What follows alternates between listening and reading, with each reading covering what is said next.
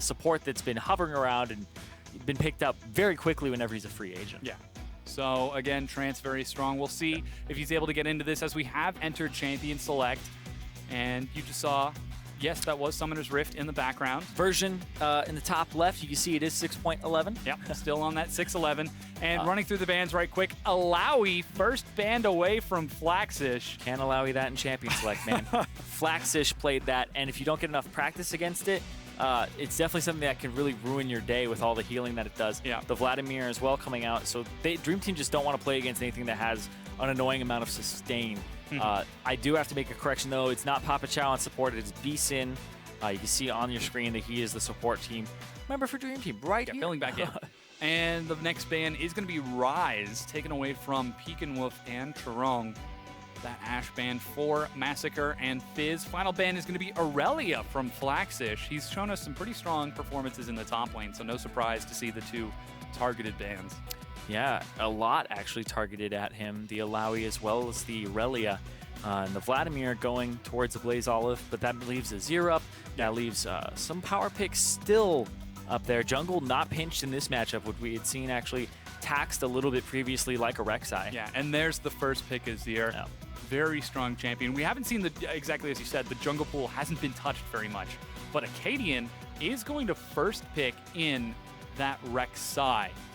So already saying, you know what, we're taking it, denying Ku.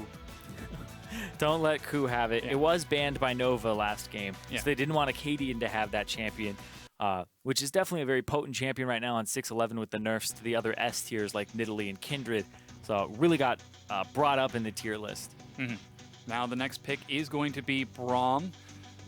Locked in for B-Sin. Gave us a pretty strong performance in game one. We'll see if he can do a little bit more on the Braum this time. And the Kindred makes it through. Ku locks it in. Trundle for Flaxish in the top, and Nova are starting to build a pretty strong lineup. Yeah, it's a great combination as well. I'm always a big fan of the Azir Kindred combination because you put down the ultimate when your team's about to die, and then you get to throw all of your damage at them and then push them out. Yeah, the ultimate if you use the Azir wall correctly, and then just get one more stab and kill all of them. The quick execution. Now Dream Team looking to answer with two champions of their own. We'll see if Pekin Wolf is going to show what he wants to take to counter that. Obviously, we still haven't seen the AD carry for Rikara or Trance's support yet. Yeah, and so they could be saving the counter. Pekin Wolf, when I was watching Last Challenger, he was talking about how he's more of a control style player, that he's working on his aggressive side. Well, we saw him pick LeBlanc in the last game, an assassin. I know he's not unfamiliar with that style, but I think that he's trying to find like lockdown and pick for his team, and they think that that's how they're going to be able to take down a Blaze Olive and Flaxish, is get one of them off the field very quickly. Yeah, there's the lockdown with that Lissandra. Toss in a Rek'Sai for knockup, Braum for CC, and then put Massacre on something like Lucian to clean up the kill. Yeah, it's honestly a very early mid-game team. You get a little bit scared here because you know that he's going to take Cleanse in that mid lane on a Blaze Olive, most likely. I hope he does, because they have to gank him twice as Lissandra. But also Lucian, Rek'Sai, a lot of these champions kind of teeter off towards that mid game, especially against, look at Nova's lineup here, right? You have just something that's going to shred your tank if you draft one and make himself tankier. You have a Caitlyn that's going to be absolutely absurd late game. And then you have both the Kindred, which scales pretty much infinitely, as well as the Azir. Yeah, final pick for the Alistar. Even more appeal if someone gets into that back line, just swat them away. Yeah, so you saw him kind of hovering the Nami there, which I don't think is an awful pick, but I think that it's something that if you can pick an Alistar here because you see the Braum, 100% go for it and say, we have the peel now. You can't reach our Azir. It's going to be frustrating with this lineup of Dream Team to actually reach them. But there they go. I like this pick. Last pick is going to be Rumble for Dream Team for Charong in the top lane, rounding it out with some nice AoE. I like that a lot for multiple reasons. One, it's going to give you the ultimate which can reach the backline. That is why Rumble was usually picked, is the ultimate can reach the backline, can kill AD carries. You don't need to get yourself back there. You throw the ultimate down, and then everybody just gets to run forward. So it's a great catch tool. Other reason I like it is Charong is Balls' cousin. If there's anybody that I know that could play Rumble at a high level, it's probably Balls in NA. We were just talking about it in the previous Champions. Like, maybe he could have gone for it. But Jerome calls it out. Will Nova keep up their perfect run in Challenger? Or will Dream Team be able to shut them down? Tweet at LOL eSports with either hashtag NVA win or hashtag DT win as we get ready to get into this next match. Nova looking very strong. Once again, the team fights, and they've got another team fight composition. Yeah, I think that they draft around team fights and they go for them pretty much every time that they can. But I think that you play to your strengths here. There's a lot of things in the meta that are fantastic at team fighting, so why not? Yeah, I think it's superior strategy in solo queue for sure, because it's harder to play split push. It's harder to play 1-3-1.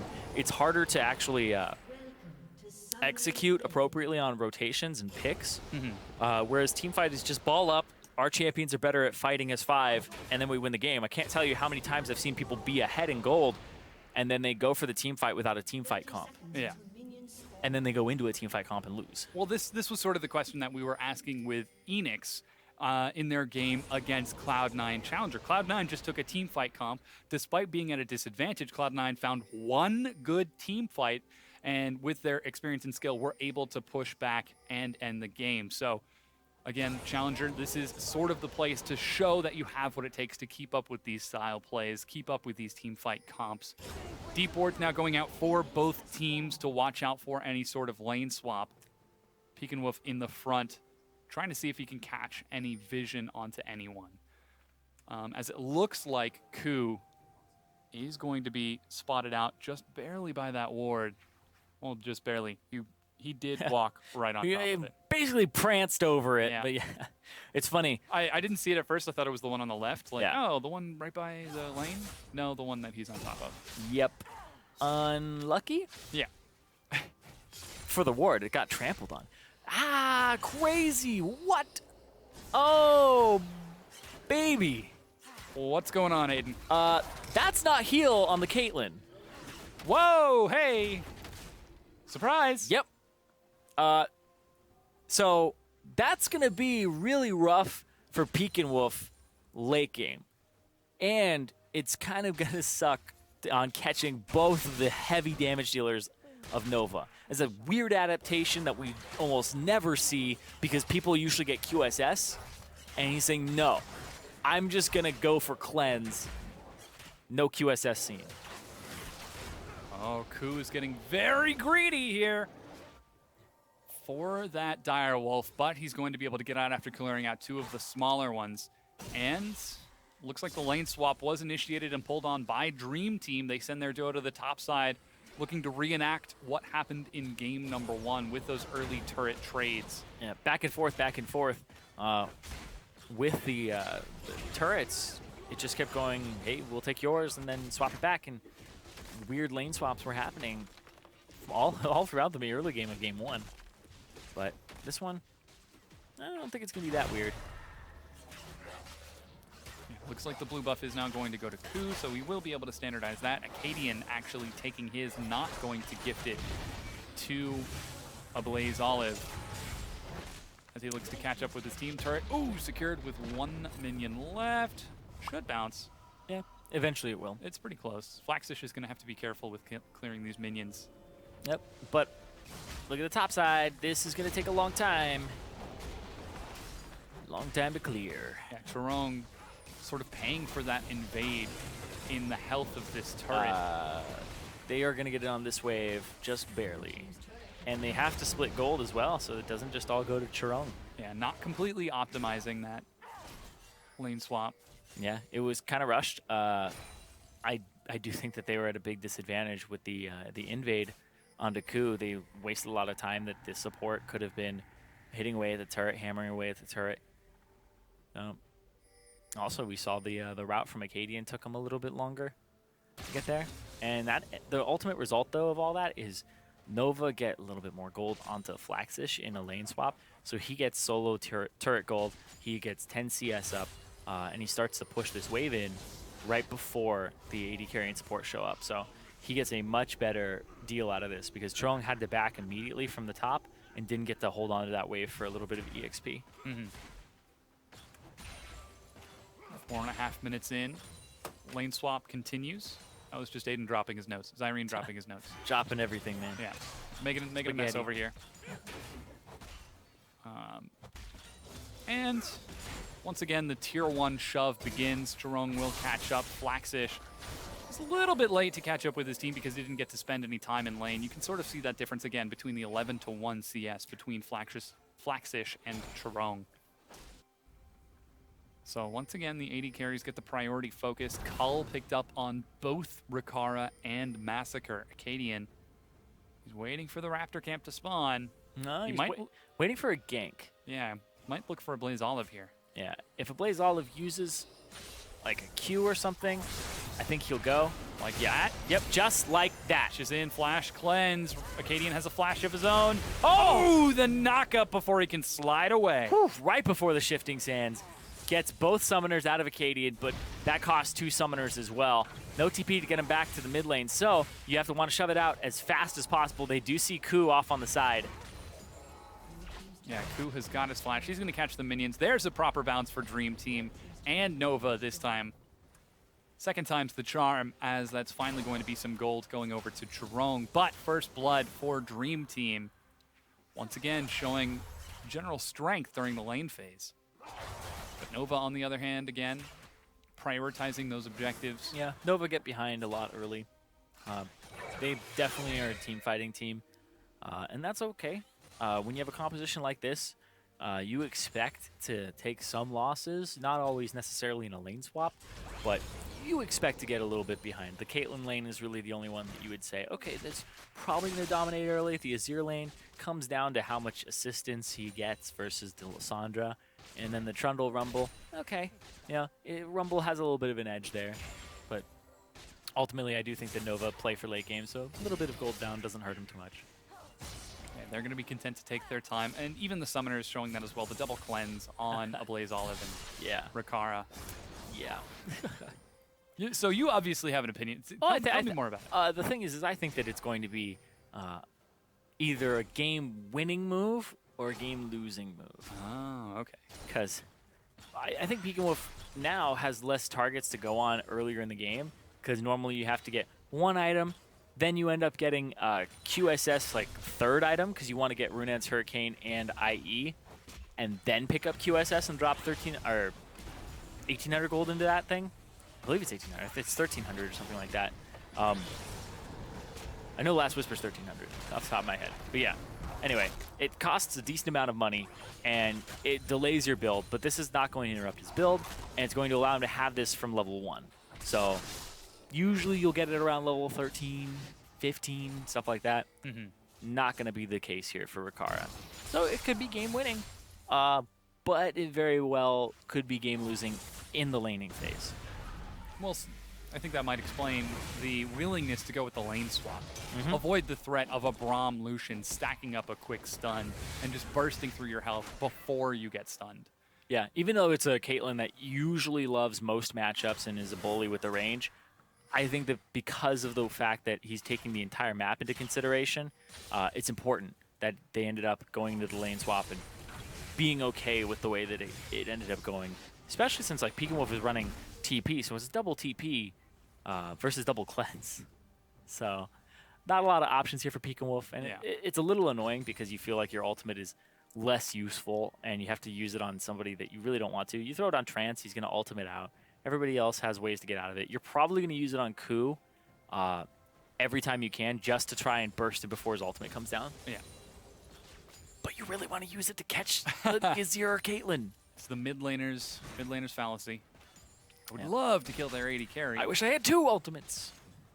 Well, that sort of does, to me, I see Lissandra and I think, well, he's got the snare on the W and the prison. Why not stagger both? But I imagine the timing the cleanse properly. Cleanse also reduces the following CC for the next few seconds as well. So the Nova won't last as long. It's already a rather short duration. It goes up by like 0.1 every rank or so. So we'll see. But this cleanse definitely, even if you pop cleanse early, it's still okay. Like, you want to pop it at the same time that the CC goes off. Yeah. But it's not awful that you the popped quick. it before, because you'll reduce that CC. Yeah, man. Dream Team looking for a gank on top of a ward. Not going to be successful, I don't think. Yeah. Especially with that cleanse on Acadian. Excuse me, a Blaze Olive. Acadian has Flash Smite. He doesn't have cleanse at all. Yeah. I mean, we're across the room from the monitor, so Yeah. the A names all blend together right now. So yeah, it looks like a little bit of a slower match for now. Rikara going to get some time on that bottom lane. And Peekenwolf actually is going to go deal with it, which means that for now, Massacre and B-Sin are going to put some pressure on the mid lane. With blue buff on Azir, though, he should be able to quite easily clear that out with all of his Sand Soldiers. Right now, it looks like Acadian wants to fight Ku here in his own jungle. He has level 7. There's a calling along with the knockup. Forced to flash away. Doesn't want to burn the ultimate preemptively. A little interesting as well that he didn't go for the W and then trying to hop away, but didn't want to risk it. So immediately blows the flash. Still has to back, though. Yeah, Blaze Olive continues catching minions. He's down about 10 CS from that depth. Ooh. And Acadian is going to start off the Cloud Drake. 11 minutes in. This is what I see a lot of people do against Lissandra and LeBlanc, especially on champions like Azir and sometimes Victor, is you get the Null Magic Mantle first item. So you want to get your Stinger, you want to get your Nashor's Tooth as soon as possible, or as Victor, you want to upgrade your Hex Core and get Rylai's and all that.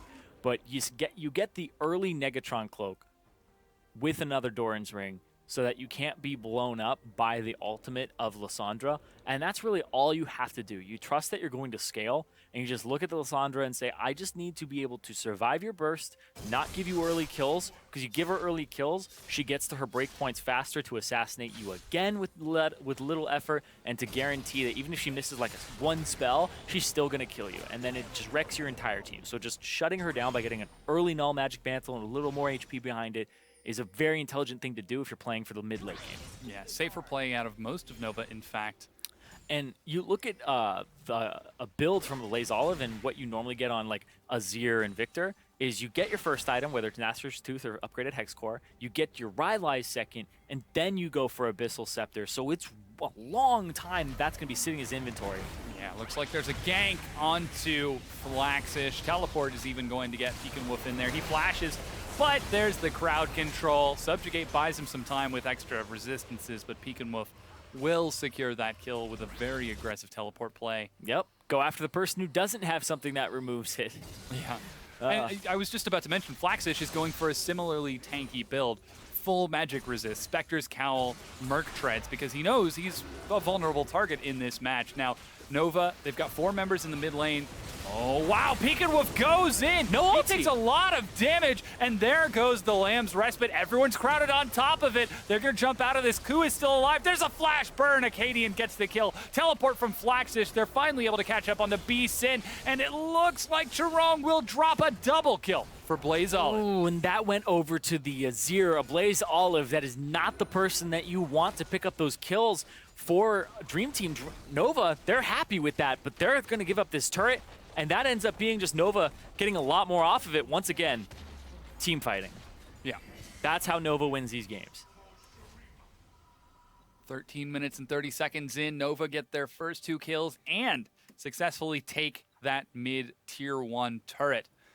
Now, Dream Team did get that first Drake, so they could look to secure more of these Drakes for neutral objectives. Nova has been notorious in the past for controlling them around the map. So we'll see if they can catch it back up, as it's dead even in gold right now. And there goes the Nashor's Tooth completed for a Blaze Olive. So it looks like, once again, Flaxish might be caught. Here comes Ku, though. They're going to turn on the Peekenwolf. Ku has no respite. They can try to burn through his health. Acadian's doing quite a bit as he's just burning through. Ku is trying to kite it out. There's the snare. He's trying to get some more damage. Acadian, is able to get the position, and Flaxish zones them away. Yep, Peekenwolf had no flash, had already used his claw, so it was the prime target to go on. Gets him really low. And this fight here, Peekenwolf goes in, roots, but doesn't have ultimate. He had used it top in the gank, and then it's just a layering of CC. Everybody's pretty much in the bounce house at that point, and Ku somehow gets his ultimate off by not getting knocked up there by the Braum ultimate for long enough. Comes down, and then they pick up B-Sin on the backside, and then the Caitlyn just chunks down, and then the Q right in the gut of the robot. And it kept stabbing him when he was dead. Stop it.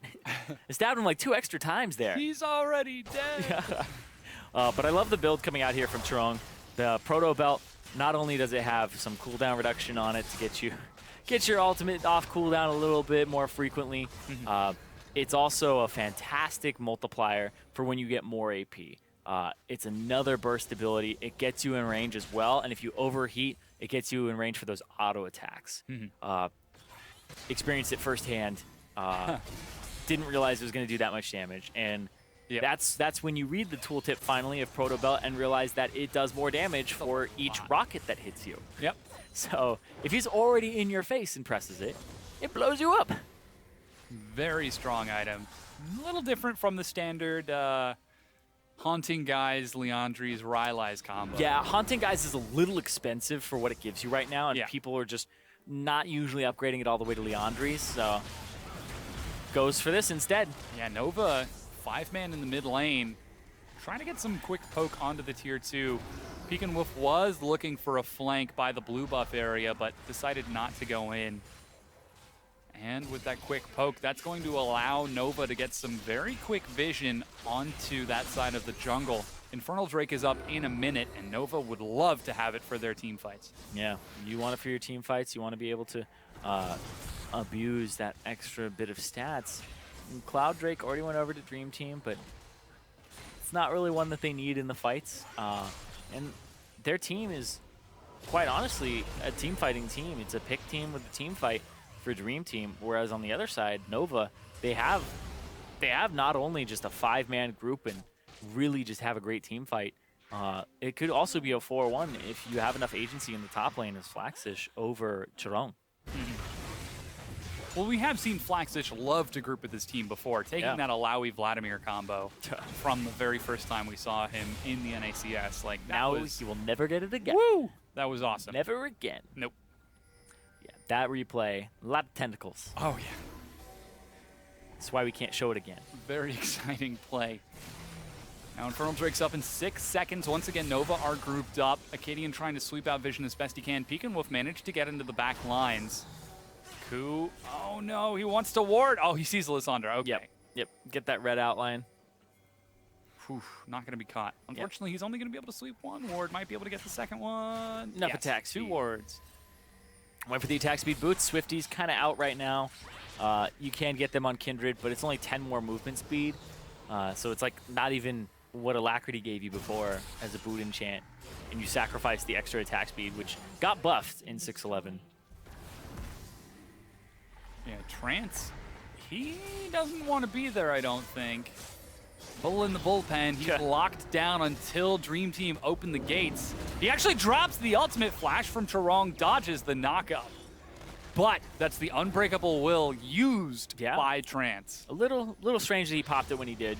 It was really a sign that he was going to go in, and look at this. Oh, Blaze Olive dashes out the back. He's got Cleanse, uses it properly. He's able to run back, drops the wall. There goes the respite, and it doesn't look like they're going to be able to clean this up as Nova are the ones who again find the superior team fight. So much damage onto Dream Team.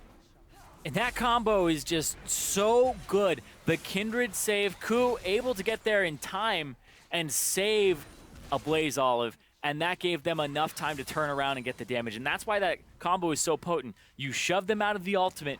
They are incredibly vulnerable. They can't get back in without a large walk. And they're taking Azir damage the entire time. And everybody knows how much damage that champion does. And he gets to stand there. Even if you're on him, he gets to stand there and continuously attack you. Once again, Ku playing very well with his mid laner. Excellent Lamb's Respite to keep him alive. Unfortunately, though, that does not mean that either team will be able to take that Infernal Drake or knock down any more turrets. So a successful fight for Nova evens it back up in about overall gold and kills, but the game is still at an even state. So I'm not seeing any team sort of accelerate that kill into a victory, as Dream Team were able to back off and defend their tier 2 in time. And it does look like a Blaze Olive might go for the Abyssal Scepter next, just because he doesn't have enough item slots. Because right now it would have to be, he goes from Amp Tome into a full Rylai's. Yeah. So I assume that'll turn into Fiendish Codex, and then he'll eventually complete the Abyssal Scepter, and then he'll have to go back to where he was sitting on one part of the Rylai's. That's a really expensive transition from Yeah. where he's at 6 items. Sure, you get a lot of value from the needlessly large rod and the Giant's Belt, but it's the complete component buy. Teleport, he's trying to catch on the Pekin Wolf, and just TP is right out. Yep. But that's TP used, and a lot of pressure from that mid lane from Pekin Wolf. It's all about that Lissandra TP into the back line, and he won't have it until like 24 minutes now. Yeah, there goes a teleport, in fact, for Chorong. It's going to be answered by Flaxish. Oh, Trance takes some damage. Pekin Wolf drops out. There goes the ultimate, and Rikara is able to just pick up a kill onto Pekin Wolf, who split from his team. They're going to try to turn onto the Dragon right now. Oh, it's at 700 health, and it is secured by Dream Team, but Nova might want this fight. Trance is in the front. He goes down. Rikara gets a huge combo, but just doesn't have enough. There's another cleanse, and Nova have... Whoa, Ku with the respite. Oh, this is going to be close. Who's going to get the cleanup? It's going to be Dream Team as they ace Nova. Just barely. No ultimate available as well for Blaze Olive. Look at those health bars. Everybody's so low, and Dream Team end up coming out on top with the ace for 1 there, just losing Pekin Wolf, and they're going to get the turret off of this as well, as they also picked up that Drake. Yeah, so finally Dream Team are able to convert a successful pick-off in kills into a few objectives as they get that second Infernal Drake and the mid tier 1 turret. Here's that fight once again, and it all starts off with Pekin Wolf being caught. Gets a lot of damage onto Trance, and then the ultimate comes down from Chorong, and then Ku walks over a lot of it, takes a decent amount of damage, and then this dragon is still hitting them. A Blaze Olive is already below half HP. Gets picked up there. Chorong almost overheats. He's getting ready for it. Trance jumps in, gets taken out, and then the headshots come through. But look at that. He overheats, runs straight at him, and everybody gets to go on Rikara now. And pretty smooth there by a Blaze Olive to slide into that. But they had already applied Braum passive to both members and started stacking it up. Yeah. So as soon as the Lamb's Respite was done, they popped it and got the stuns off. So there's no retaliation there. Once again, the interaction working out for Dream Team. They're now up about 3,000 gold.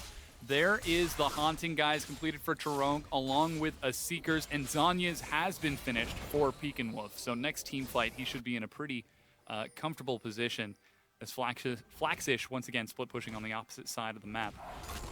Ooh. There's a few minions. Some interesting builds coming out here as well. Ku looks like he's going for Black Cleaver with the pieces that he has as second item, so he's not doubling down on attack speed. He might not have enough stacks to really want that. But there's not really a whole lot of armor that he can/wants to shred through percentage-wise. But it is a very good item for CDR and for the movement speed. And then if you look over at Acadian, the other jungler, he's looking at the Titanic Hydra build. He's looking at the sick Rek'Sai build. Yeah. The one that's all about getting the damage, so maybe he can kill Rikara, and we'll see. That one's your favorite, right? Yeah. I like that one. Ye old Titanic Hydra into Deadman's. Yeah, man. Well, Warden's Mail into the Randuin's Omen is better. Really? Yeah. Deadman's makes you fast and all, but Well, it also gives you that quick bop, so you knock someone up and you... Yeah, this is true. But a lot of Lee Sins and Elises will end up buying that, but I think that the power of the Randuin's Omen is really kind of undersold. I think that it's, I guess, It also gives you more underestimated chase as well. Yeah. Because you can slow people down. It's more HP. It has reduction on crit damage to you. And crits are very common right now with the carries. With all the items like Zeal and all those Zeal items that they like to stack sometimes. So we're looking at like 50% crit mid-game. We'll have to keep an eye on Acadian over the course of these fights as he's getting bigger and bigger. You can see even going for the Chilling Smite for additional chase and following with a Sight Stone to give him vision. On the other side, as mentioned, Ku going for that Black Cleaver. Yeah, the Blue Smite, the Chilling Smite, Stalker's Blade, usually for Rek'Sai, pretty much I want to say 90% of the time. Very rarely do we see a red smite or anything else. Because he's got enough vision control. Sightstone is not a bad item for him to pick up. And this helps you a lot with your ganks. And also, it also helps you escape. Mm. Nova have taken a bit of a back seat right now as Dream Team with the current advantage are pressing forward, and Nova, they've got some pretty big wave clear. They're content to sit back and catch all of these minions, though it looks like Dream Team might try to make a play on that top tier too. Yep, here comes Acadian from the backside. Oh, there it goes. They're dropping down. There goes a quick respite, but Flaxish was not inside. They try to turn it around onto Peek and Wolf, but there goes the Zhonya's. There is so much zone control. Whoa, he goes down. A Blaze Olive drops Peek and Wolf. Yeah, it makes it a 1-for-1 trade, but the turret does go down in favor of Dream Team. And Rikara, he had to back off. He had to blow his cleanse as well and didn't get an ace in the hole. I feel like Flaxish was playing a game of the floor is lava, and he didn't make it. Just he missed it. My toe was out. That's it. Is enough. But that's enough lava. Out. That's enough lava. It's still out. Yep. And he ended up going down. So that was a 1-for-1 trade, but the tier 2 did go down. So Dream Team were able to force the objective after slowly pressing their vision up and finding a rotation onto Nova. Yeah, it was pretty much a 5-on-5, and like Nova's going to want to take those 5-on-5s every time because it's their forte, and that's something that you really want to. Fun fact: forte is also actually pronounced fort. Oh yeah, it is. Not forte. You're correct. So it is their strength. It is their strength. It's funny because fort is something that people usually like when they hear it, it's like, oh, it's fort. It's like, don't you mean forte? It's like, that's actually, I make with pillows. I do mean fort, and yes, I do make them with pillows. They're fantastic. But yes, Nova are going to want to team fight you every time because it's their strength. It's because it's what they gravitate towards. So Dream Team, if they get to the point where they just want to do that over and over again and they have the combat stats to do so, Nova will usually answer you. And I think that Nova, their macro game is too poor to punish you for not team fighting them, right? So, because let's just have a hypothetical scenario here. Nova aren't strong enough to team fight you. What is their option? They're going to team fight you. They're not going to play the macro game because their macro game doesn't seem to be tuned enough to do so. Yeah. So they're not going to run you around the map. They're not going to run you between objectives. They're going to try to do Baron and try to get a team fight, and they will do that over and over again. Whereas what we've seen from Dream Team is when they have an advantage, they're okay playing the macro, going for the deep wards and prepping so they know, yes, eventually we'll have to fight Nova, but we'll make sure we get the best of it. Yep, and that's the third Drake going over to Dream Team. The objective control from Nova, despite winning game 1, has not been good at all here. And that's the blue buff going over. And yeah, it is the Abyssal Scepter completed second, delaying the Rylai's, which is an incredibly potent tool for the auto attacks of Azir, and it helps you peel for your entire team. So I liked the pickup of the Null Magic Mantle, but it ended up seeing like he committed a little bit too hard to that. It's only helping himself. There's nobody on his team that does any more magic damage. Ooh, that culling does a lot of damage to a Blaze Olive. Tickled his back. Yeah. A lot. Oh yeah. Basically chiropractor right there. It's gonna hurt now, but you know that's just your muscles readjusting. You'll feel it in the morning. Yep. Drink a lot of water. Get some rest. Yeah. Stay on your back. All right, 28 minutes in. Dream Team continuing to contest over Vision, and Nova are sort of scrambling to keep pace. You're really starting to feel the weight of the lack of a Sightstone from Ku, and in fact, Dream Team are going to try to sneak this Baron right here. It's going to be spotted out by Trance. Yep, they're walking up right now. A lot of people in that pit. Oh, there goes an aggressive teleport. Oh, he keeps him in. Knock up. He's going to keep Jerome in there. The teleport, I think, is going to complete as Solo Flaxish gets in. There goes a knock up from Acadian. Ku goes down before being able to drop the respite, and Flaxish is forced to get out. Rikara, meanwhile, trades one with Peek and Wolf. Oof. I don't even know if he trades. They just kill him. Nobody else dies except for Ku. Ku doesn't get the ultimate off, but that's it. Yeah, they have to disengage it, and Rikara buys some time for his team. Blaze Olive, he may be able to have picked up more kills in that fight if he was allowed to chase. Yeah. He still has Flash. Maybe could have Shifting Sands in, but it would have been very risky to do so. But he does have the damage at this point. Yeah, currently with the needlessly large rod. Dream Team, though, going for the greedy play on that Baron. Here's that fight once again. This game is going to be a lot like some of my favorite games ever because you know they're going to keep fighting. You can see Acadian tries to go off to the right. He's like, actually, there's soldiers here. Really beautiful ultimate there. Exhaust goes down onto Ku, and then he gets picked up too quickly. He had a lot of time to actually throw down the ultimate, and there's the cleanse. The cleanse and the pickup there from Rikara. And I don't know, this might be the point where Pekin Wolf goes, what? But why? He doesn't have a QSS. But why? Checks his items. He doesn't have one in. Oh, summer spells. It's like, he doesn't do anything. Okay, so now Dream Team, after making the aggressive Baron play, they trade off 1 for 1 and are dissuaded. Flaxish looks like he might want to try fighting Chirong here. He does not have teleport. And Dream Team know this. They see him on the other side of the map. They're going to start trying this again. It's a mistake from Flaxish. He needs to be on the top side of the map. It's a macro play that failed. And that's Trance. There goes the knock-up. Rikara is able to kill Chirong before he can do anything. Pekin Wolf gets denied as it looks like a Blaze Olive is able to kite it out. They finally are able to drop Rikara and Ku on the far side as Nova are split, but Flaxish finally catches up.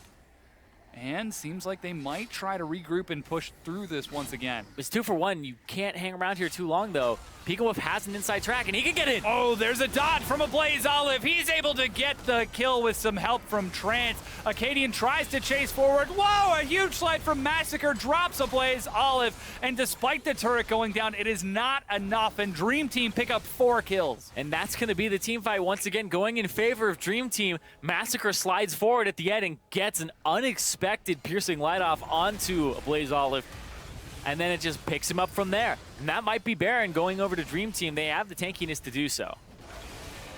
Burning through it nice and quick, and yeah, this Baron is going to go down. No chance of an answer from Nova, and Dream Team look to answer this series 1-1. Here's that fight again. Chirong comes through on a Caitlyn trap, instantly obliterated. I assume that's what happened is you see the TP coming down, you Caitlyn trap it, that guy's dead. He's dead zo. Oof. Speaking of dead zo, Rikara gets blown up on the right side. Ku, he blew his ultimate on the left. Nobody really on top of him because he got sectioned off from his team. And then they hang around. Pekin Wolf goes, oh, by the way, I have my E cooldown back. I'm going to go.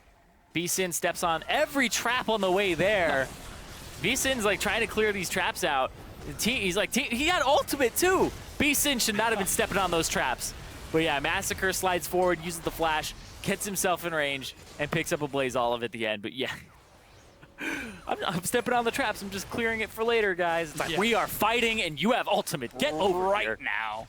Maybe a little bit of miscommunication with their newer support filling in this week. Now Dream Team looking to answer this series and split it off 1-1 right now. Remain tied for that first place spot as currently Nova, again, 2-0, now 3-0 after their win against Dream Team in Game 1. Well, if Dream Team can answer back, they'll keep it right back on pace. They've got control with that Baron buff. Cloud Drake is going to spawn in about 10 seconds, and Dream Team have already got control on that side of the map. Huh. You know what's funny is B-Sin, I think the last time we had seen him play was for Fusion back in the day. And Trance was on that team. So they're going up against each other, and B-Sin played a management role later on after being the jungler. But we'll see who gets the better of this matchup with the X-Fusion members. Yeah. Right now it looks like the Siege is onto that mid-tier 2 turret, using the Baron buff to put pressure across multiple lanes. It's going to be a 1-3-1 for Dream Team. Teleport available for Pekin, but not for Chirong, as the minions stream into that turret, trying to break it down. Yep, 1-3-1. And once again, B-Sin is just magnetically attracted to those cupcakes. He just really wants to take him for his team, and yeah, you gotta clear these minions out. The caster minions are always really great ones to go for if you can reach them immediately, because they do a lot of damage. Yeah, they don't have the reduced damage. Yeah, they don't have the damage reduction on them. That's the They do a lot of damage. I don't think Baron buff actually increases their damage. I think it increases the velocity of their attacks, which means they just go faster. but it doesn't mean that they attack faster. Well, yeah, the overall DPS goes up, and finally the mid tier 2 is going to go down. It's more front-loaded.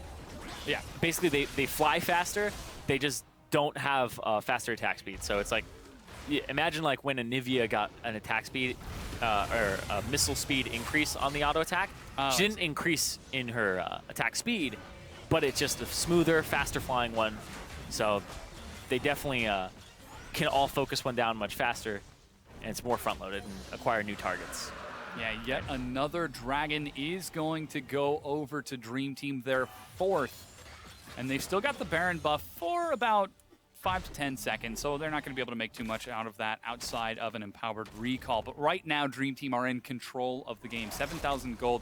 They've been able to break through Nova's team fights time and again. Yeah, Nova's been relying on those as the crutch, but now they don't really have that luxury to do so. And we're seeing kind of the final items come out here for Nova, trying to get themselves prepared for these fights. Yeah, we haven't really seen an opportunity for Nova to group as 5 in these fights. It always seems like it's 2 and 3 or 4 and 1, and they're just split. So Dream Team are just finding these openings. Yeah, I think the Dream Team now, you 1-3-1 the entire game if you can. I don't think you group up for the team fight, because who's going to answer who, right? You end up throwing Flaxish against Zirene, and then who's going to answer Pekin Wolf? Well, you can't really send a Blaze Olive. You need him in your siege. Rikara can throw down traps and maybe stall on the front line, but there's always the collapse, there's always the slow push coming in on the other 2 lanes. And if Dream Team play it correctly, play the macro game right, play the map, then they could close this out. Unless they get destroyed. Ooh, Pekin Wolf. That's a lot of damage from him. Yeah, we're officially in late game Azir land. He's getting collapsed on, so he's got to get out of here. Yeah, there's a quick slide to get to safety. Again, demonstrating that comfort on the champion. And the tier 2 is going to take a bit of poke, but Dream Team don't want to overcommit. Again, pull Nova apart, prevent them from letting that team fight break out. Yeah, and you can see Pekin Wolf backs off. Everybody else goes back to mid. Zirene's been pressing the top lane the entire time. Run them around the map. Nova aren't fast enough to really answer you, and you've got 2 Cloud Drakes. Yeah, 30 bonus move speed. Yeah. Eventually they suffer diminishing returns past 415 movement speed. You get about 80% effectiveness.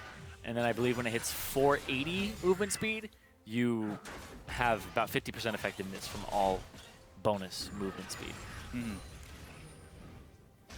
37 minutes in, Dream Team finally going to give a brief respite to Nova as they pull back from the pressure on the map as they all buy some items. Baron's going to be up in about a minute, and that Elder Dragon's going to be up in 3. So Dream Team's got everything all the time in their hands right now to just wait it out. Of course, the concern is if they wait too long, a Blaze Olive could get way too big. Yeah, that's true. A Blaze Olive, he can hit those 6 item points. It'd be fantastic. I think he's looking at the Void Staff right now is his next one. Rikara already bought a Maw, so he's at 2 attack speed items with crit, as well as the IE plus the Maw for defensive stats. And I assume he's going to go for a Bloodthirster last item to keep himself in it. I mean, hell, maybe he goes for the Mercurial Scimitar just for another cleanse. Double cleanse.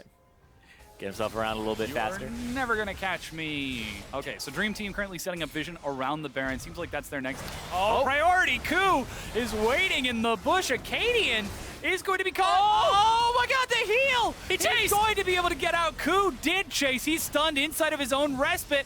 Can he get over the wall? Oh, he does, just barely. He's going to be able to escape. Oh, Massacre can't auto-attack. Meanwhile, Rikara is doing a lot of damage in the choke. Pekin Wolf drops out. There's the equalizer knock-up. On top of it, Flaxish is walking through so much damage. Rikara finally going to clean it up as he's kiting it out as best he can. He's going to drop to Zirene, but so far it's 1 for 2 in favor of Nova. There's the flash knock-up. Massacre gets slaughtered by Nova. There's a lot of synonyms for getting wrecked right there in that sentence, because that's what happened. Nova down in gold again. Every single time these guys win a game, it's off of their team fighting and their 5v5 prowess. They are a relatively new squad coming together, and they just seem to be on point when it comes to these fights.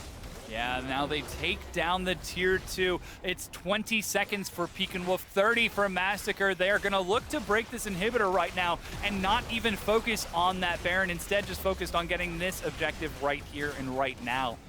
Jerome is going to put out a bit of poke on the way out, so it seems like they're content just to take the inhib and back away. But Nova, you said it, looking for the team fights and coming out on top yet again. Yep. Pretty much every time. 1 minute on that Elder Dragon, and Baron is up. But man, that previous fight, the way it started, there's nothing more challenger than that, in my mind, is you see somebody get low, go for the hero play. You jump out there, and Flaxish. Speaking of hero play, oh man, maybe getting a bit full of himself there. Yeah, and that's going to be enough damage to actually signify, hey, he can't back because we know he TP'd in the last one. It's time to go. They're trying to burn through this Baron. They're doing a lot of damage. It's down to 2,000 health. There's the knockup. It's going to be secured by Dream Team, but this is another team fight. Ku is not there. It's 4 versus 5, and Dream Team are cleaning up. Flaxish is not going to be able to escape this time. He's locked down as Massacre slays Ablaze Olive. Flaxish tries to buy time by going out the opposite direction, but he drops. Ku is the sole survivor, and Dream Team can push this. They can try to end.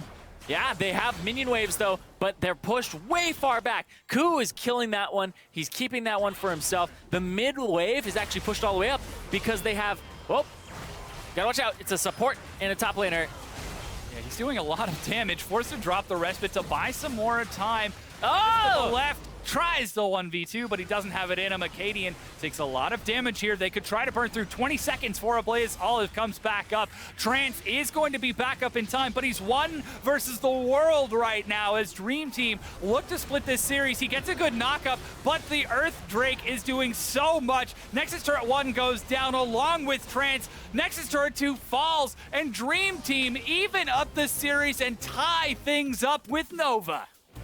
Team fight ended up happening not in Nova's favor that time. It was all over the place, and they didn't have their Lamb's Respite there. They didn't have what was making that backline so hard to kill in a lot of these fights. Ablaze Olive and also that ultimate from Tyrone came down and actually sectioned off both Ablaze Olive and Rikara, so they couldn't get into the team fight appropriately because of that equalizer. Yeah, again, we keep on talking about this with Nova. They're great at team fights, but the opportunity to split them up and then force a fight when they're at a disadvantage in terms of numbers, it's all Dream Team had to do to break this fight apart. Yeah, and the thing is they went for, Nova went for that push in the mid lane. It looked like it was going to be a really good one, but then they took too much damage on the retreat. The timers were a little bit off, and you have to respect that your opponent can rush the Baron afterwards. Right, it's always, do we get this? Do we don't get this? Yeah. If they didn't take the inhibitor, they would have had enough time to back and then actually go to the Baron and be able to meet them. But it ended up not working out, and they end up losing the game off of an inhibitor take because they tried to fight at the Baron. Yeah, so Dream Team showing that they're still capable of playing at a very high level, though. With these confident calls, they tried to sneak the Baron a couple of times. They tried to go for team fights that didn't always work, but they... to use the word of the night, they adapted on the fly. And they were able to change things up and say, okay, well, we can't fight them as 5. We'll pull them apart. We'll play the map. Yeah, and I think that's the appropriate thing to do. I think that the crutch of the team fight for Nova was really exposed here, where if you are in a position where a team fight would be something that would happen, then they're probably going to take it as 5. I think that they draft for that. I think that they also have that in mind every time they're playing any part of the map. But we saw them kind of get slowly choked out. They weren't winning in a lot of the skirmishes in the mid-late game, and then it'd be back and forth, but it was always a little bit further for Dream Team after. Just taking those small incremental advantages over and over. We've actually got a replay for you. This is Dream Team getting that fight at the Dragon that sort of kicked things off for them in this match. Yeah, they ended up going for a Dragon fight here. Peek and Wolf goes in, and then gets blown up by Rikara because every time he ulties, Rikara puts the trap down on his feet. Didn't happen in the last fight as well, in the very, very last fight. And this one ends up getting picked up by Lucian here. Massacre gets that auto attack on it. And then the ultimate comes down. Trance gets a good knockup. And then Rikara starts cleaning up afterwards. But boom! Wall pushed him back. Not quite for Nova. Dream Team end up picking it up. And they get an ace for just 1. So it was really well played there by Dream Team against that team fighting composition. I think that one of the big things that stood out to me was the fact that they were able to play the team fights correctly from as well as Massacre. Like I think Massacre was big and rather overlooked. He was all over the place, tons of damage on that champion. But something that I noticed in that last fight was that Ku on that Kindred, the moment Pekin Wolf hopped in, he smited, smitten Pekin Wolf. Smote. He used his smite on Pekin Wolf as his team was fighting Dragon on the back half. So when you got to see Acadian slide in for the quick smite down to 20 health, it was almost a clean pickup. The smite down to 20 health is like, okay. It was close. I mean, he was 20 health away. Yeah. But now for more on that serious win, we're joined by Dream Team's jungler, the man who made that smite happen, Acadian. How are you? I'm doing good. How are you? I'm doing absolutely fantastic. We just got to watch some awesome League of Legends. Acadian, congratulations on splitting the series 1-1. You're still tied for first with the rest of the teams in Challenger. How does that feel? Feels pretty good overall. Yeah. So what about it makes it feel so good? Why is this just like a? Okay, so we eventually had to qualify with our manager BSIN to NACS, and that felt really good. And then we played with Papa Chow, and Papa Chow recently got banned, so we realized we had to play with BSIN again, and we were like, crap, now we have to play NACS. So it's really nice to win, like even get a one for one with our manager playing. I mean, he's performing pretty well. Don't know how the bot lane feels about it, how Massacre feels about him, but he's performing pretty well. Like the trap. Are you guys still looking at somebody else aside from BSIN? Yeah, we already got someone else. All right. Oh, so very cool. Well, you feel good about BSIN playing right now. I wonder how you're going to feel with a real support. Imagine if I had a real support. Yeah. It's a struggle. He was sort of magnetically attracted to those traps at the Baron Pit. We did talk about that a little bit. I don't know what he was doing. Anyway, so Acadian, you've been all throughout like the Challenger scene. I've seen you a couple times with like your Rengar and stuff like that. And do you think that this is the team that's going to make it this time? That this one is the one that's going to go all the way with Dream Team? And why? I definitely think that like this is the first team I've been on where I'm like, all right, I don't have like none of my players, or am I concerned that they're going to like lose to any of the other players in Challenger, like lose their lanes 1v1, right? So I think overall, we work pretty well together, and we've been doing pretty well so far. Like if scrims, or like if you can base anything off scrims, we've been doing pretty well. So I think we could probably make LCS this split, or at least like make playoffs for NACS. Nice. If there's anything I learned about scrim results, they mean everything. Yeah. Yeah. A little bit of sarcasm there. Trust me, I was with Liquid. I know all about that. Oh yeah, no. That's right. Okay, so then to talk a little bit more about this sort of Challenger Series, this is one of the most competitive Challenger Series splits we've had yet. Are there any teams you're looking forward to facing? Probably just Team Liquid Academy, because they replaced me and I really want to beat Moon. Ooh, nice. Get a little bit of sweet justice. Nice. Yeah. So if you end up beating TLA, would you do another interview? Yeah, probably. All right. Okay. Yeah. My man. We'll see if we can make that happen. All right, so final question for you then. Revenge, is it a dish best served cold or hot? Okay. I don't know. I don't really know. Just in general, just served is probably good. Oh. I do actually want to ask you about your matchup across the field. You were playing against Ku, who was a really aggressive jungler back when he was in Europe. What was your impression of Ku in this game coming over from Europe? I think Ku is like a leader, like a shot caller in general. Our entire like plan against them was he just does all this random stuff. Like he just randomly will kill you. Like I don't know. He just gets to set up pretty easily in the mid game, and will just kill you if you get caught off guard. So I think I just had to watch out for his random stuff and try to control the game with like vision and stuff like that, so nobody died randomly. Cool. And I guess final question here. Okay. When you guys saw the cleanse on Rikara, what was the reaction? It was just like, oh, they have double cleanse. Do you want a 1v or a 2v2 lanes? And they're just like, no. So let's swap out of this, get out of there. Well, Acadian, thank you so much for joining us, and good luck with the rest of the season. Thank you. Alrighty. And now with 2 weeks down, let's check in on how the teams are situated in the standings. We've got half the league each holding a share of first with a win and a loss. That's Cloud9 Challenger, Dream Team, and Nova. That brings them at a win and a tie. Yeah, and then we have rounding out the bottom half of the standings, it's Team Liquid Academy in 4th, Apex Pride is holding 5th, and Enix is alone in last, yet to pick up a single game. Yeah, we will be kicking back next week with more Challenger action, starting with Cloud9 Challenger going up against Dream Team in our Spotlight Showdown.